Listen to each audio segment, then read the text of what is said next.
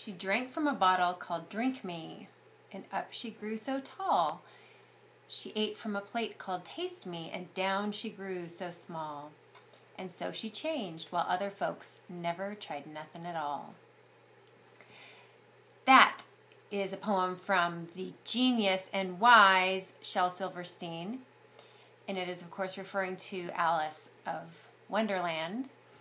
And I bring that up today because in my Grow Up Here challenge, I would like to challenge you to let go of your mistakes. Yep, let go of your mistakes, all of them, every last one, and to just contemplate the idea that maybe there is no such thing. No such thing. Okay, so I'll give you an example. I used to have this idea that if I had done things differently in my life, then everything would have gone differently. So my first mistake was in my selection of what to do after high school, right? I went to Denmark for a year as an exchange student, and then I went to a local college. And I always felt like, as I got older, I felt like I should have tried to get into an Ivy League school because I think I could have. And oh, how different my life would have been and how differently everything would have turned out had I taken that path, had I had the wisdom to do then what I could see to do now. And that used to bother me. And if I had gone to one of those schools instead of the school that I went to, everything would have gone differently. And my assumption, of course, our assumption when we think that we've made a mistake is that if we had done it differently, we would have avoided the suffering, or we would have made different choices, and so we would have then ended up in the place that was a better place. Maybe happier. Maybe we would have been married instead of single. Maybe we would have been married instead of divorced. Maybe we would have kids when we wanted them and didn't get to have them. Maybe we would have built a career that we didn't get to build. All these things, shoulda, coulda, woulda. And then we become so terrified of making these mistakes that we don't try new things. We don't taste. We don't drink. We don't try because we are afraid we're going to make a mistake. And God forbid you make a mistake. Okay, but here's the real story. If I had done anything other than what I did, I'm sure that I would not have studied communication, which is what I did study, and been in a fantastic program where I got to study human communication, my favorite thing, and philosophy in one program, my other favorite thing. Okay, I would have never gone to grad school and got a master's degree in communication studies, I'm quite sure, which meant I would have never taught public speaking, which meant I would have never overcome that fear. And I would have never met my children's dad. I probably would not have gotten married when I did. And so, yeah, I would have avoided a lot of pain and suffering because he's no longer my husband. But you know what? Those two children live in the world for a reason, and they are not mistakes. And the marriage was not a mistake. It was exactly what I needed to become who I'm becoming. Just because it didn't turn out exactly like we thought does not mean it was a mistake. Just because it caused you pain and suffering does not mean that it was a mistake. If you had taken a different path, you would have still experienced pain.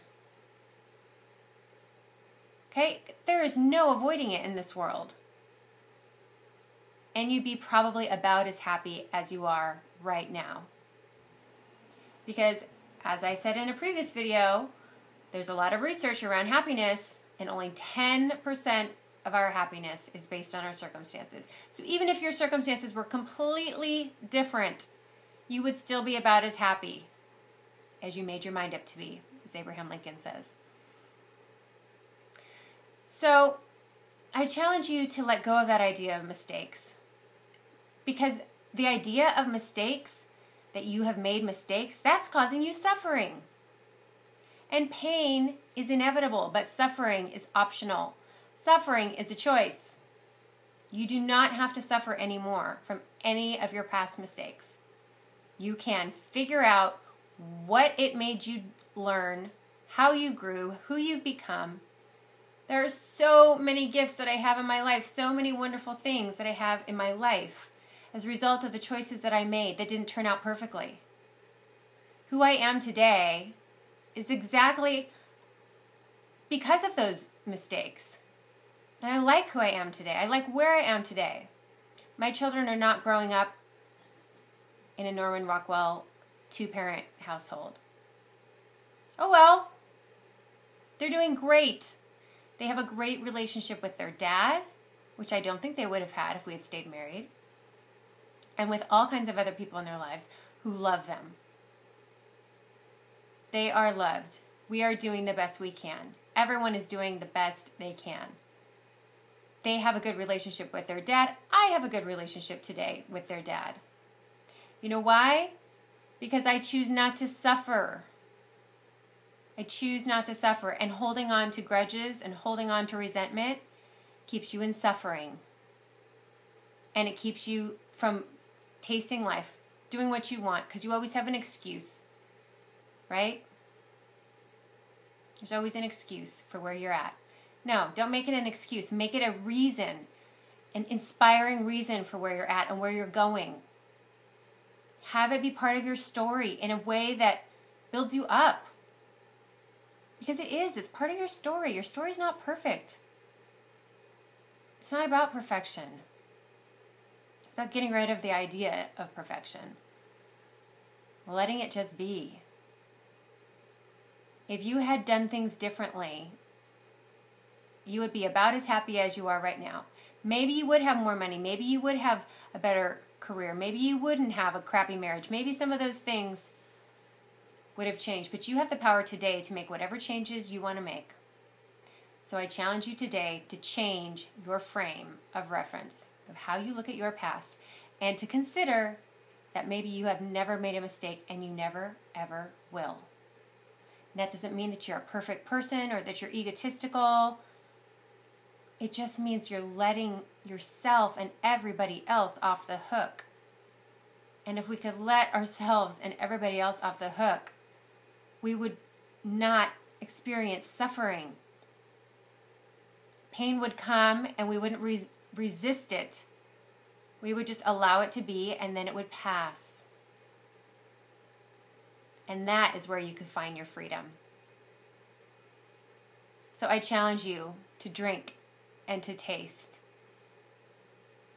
and to change while other folks don't try nothing at all. Because that is what you really, really want. What you really, really want is to love the life you're in. And you can do that in this very moment. You don't have to change a thing. This is Caralyn Howe from What You Really, Really Want, challenging you to really, really want what you have and to let go of anything that hasn't gone according to plan. It's not easy, but you can do it. I know you can do it. So tell me about it. I want to hear. I'll catch you tomorrow.